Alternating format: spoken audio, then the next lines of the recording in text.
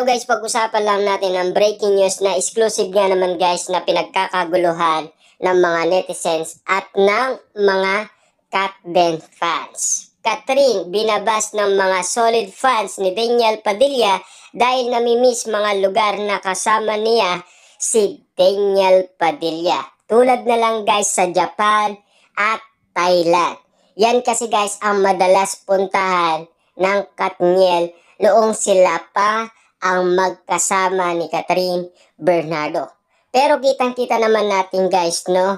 Lahat na yata guys ng pwedeng puntahan ni Catherine Bernardo, bakit daw ang napili niya ay ang Thailand at ang Japan na laging pinupuntahan ni na Catherine Bernardo at Daniel Padilla. Tulad na lang guys ng mga larawan na kuha nga naman guys sa Japan na magkasama ang dating magkasintaan Daniel Padilla at Catherine Bernardo. Kauna-unaan nga naman kasi guys na pinuntahan ni Catherine Bernardo ang Japan na alam naman natin guys paboritong lugar yan ni Daniel Padilla. Kaya nga naman guys madalas pag-usapan noon na lagi nga naman pupunta sa Japan si Daniel Padilla. Na ngayon guys, si Catherine Bernardo naman ang pumunta sa Japan at Thailand. Kita nyo naman guys, no? Lahat ng paborito nilang lugar ay pinupuntahan ni Catherine Bernardo. Kaya nga naman guys, binabati ko siya ng mga solid fans ni Daniel Padilla. Kasi alam nila na dati ay magkasama sila. Diba? Kitang-kita naman natin guys na pinapakita ang lugar na pinupuntaan dati ni Catherine Bernardo at Daniel Padilla sa Thailand. Lalo-lalo na guys ang mga kinakain nila na talagang super namimiss ni Catherine Bernardo. Ibig bang sabihin nito dahil ba nagkausap si Daniel Padilla at Catherine Bernardo?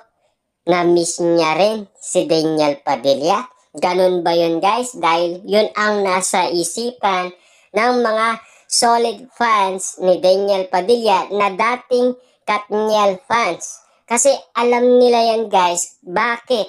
Kasi sila yung iniidolo nila noon.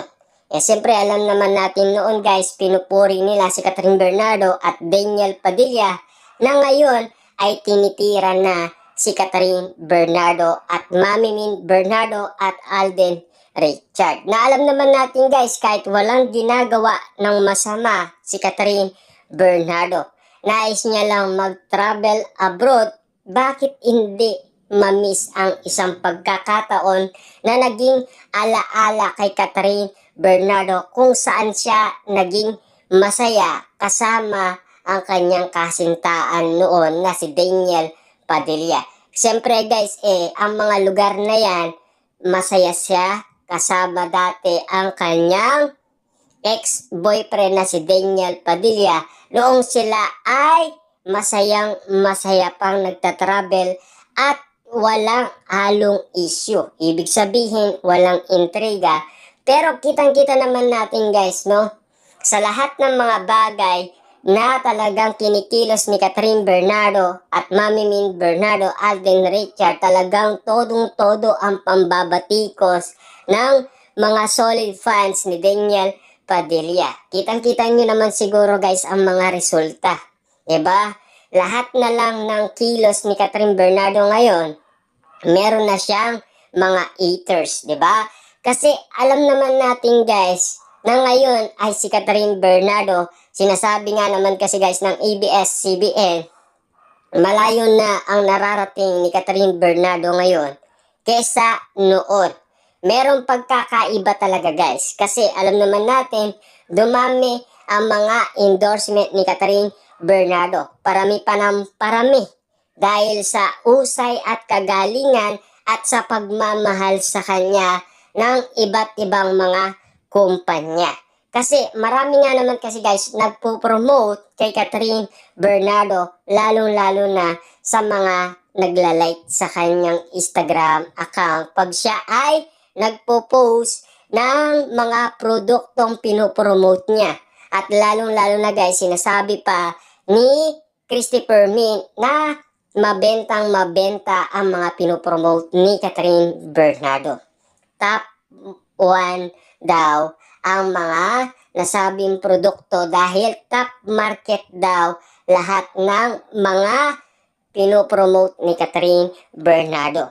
Kitang-kita naman natin guys ang mga resulta na talagang pwedeng ma-miss talaga yan ni Catherine Bernardo. Lalo-lalo na dyan siya naging masaya kasama ang dati niyang kasintahan. Alam naman natin yun guys, hindi kayang matakasan ang mga nangyaring masasayang alaala.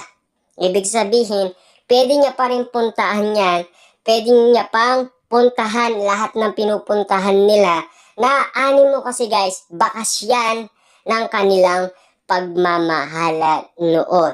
Nga alam naman natin guys na talagang sobrang na-in love si Catherine Bernardo kay Daniel Padilla. Kitang-kita naman natin kasi guys ang mga resulta. Kaya nga naman guys binabatikos si Catherine Bernardo dahil mga paboritong lugar ng Katniel, yan ang pantira ng mga solid fans ni Daniel Padilla kay Catherine Bernardo. Anong masama kung namimiss niya ang kanyang dating kasintahan? May problema ba doon? Diba?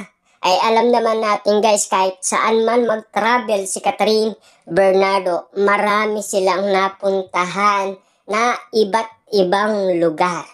Lalong-lalo na kung naging masaya sila sa isa't isa. Lalo-lalo na kasi nagmamahalan silang dalawa. Yan ang tawag ng pag-ibig. Lalo-lalo na guys, siyempre, yung sinusulit nila, yung pagod na ginawa nila dahil yun ang kapalit. Kasi gusto nilang magpahinga, gusto nilang maging masaya, gusto nilang sulitin yung travel na magkasama silang dalawa.